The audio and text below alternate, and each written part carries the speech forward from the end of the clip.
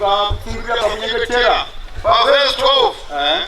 Saka zvinhu zvose zvamunoda kuti vanhu vakuitirei. Maapostoli pani zvamunoda kuti vamwe vakuitirei mukurarama kwenyu, mukugara kwenyu. Muvaitire nemiwo saizvozvo. Vaimiri kuita vamwe vavo saizvozvo zvamunoda kuitirwa. Nokuti ndiwo murayiro navaprofita. Ndiwo murayiro wavaprofita wokuti rudo, Kufara kuda kwesu. nokutenda Mweya Mutsvene sendimiro dzagere pakati pedu. Tichitendawo Mweya Mutsvene wawandipazve kuita pamberi pavarume vakuru vakadai nevana nanamai. Kufara kuda kwesu. Kutaura mazwi amutumwa anoti itirani nerudo kwakana pasangana. Kufara kuda kwesu. Uyai nevana pachechi. Kufara kuda kwesu. Gezai mwegare yakachena. Hata mazvato anga achataura panapa. Evhangeri ndakandiri kushandisa kuti zvii zvandiri kumborota panapa. Vakuru vazondiudzira ndotenda Mweya Mutsvene. Kufara kuda kwesu. Evhangeri achivedzwa panapa. Yandiudza kuti uno musha waMwari. Imazvonawo. Kufara kuda kwesu. Zvese zvamanzwa kuti pakasimudzwa dombo pabhedhe. Zvaidza kuti musha wani? waMwari. Uno musha waMwari. Kana Vakatorwara nepamusha wavo. Kufara kuda kwesu. nendotenda sandapinda mushaptai. Vanhu vemanyika vakatenda mazwi amutumwa okuti fambai. Kufara kuda kwesu.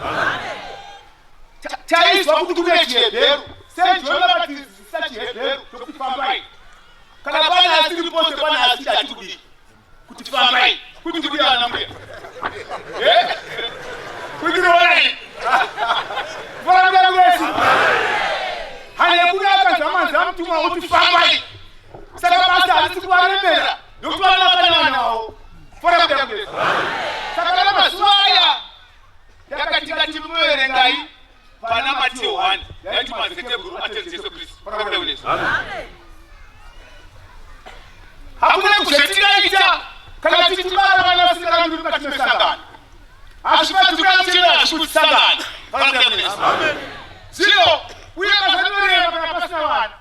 Iko sheshe vana vavanhu vakagara vaiti itaichi vana vachiita basa. Kufara kuda kwesu. Kana vakatarisa mavandirwa zvakaitwa nokwazvi kuenda. Kufara kuda kwesu. Unoita musha waMwari nei nokuti une vanhu vanoteerera Mwari. Kufara kuda kwesu.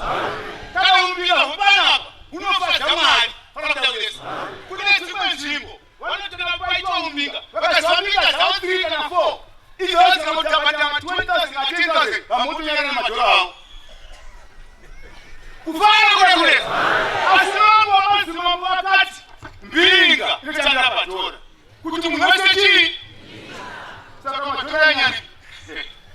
Kufara kuda kwesu.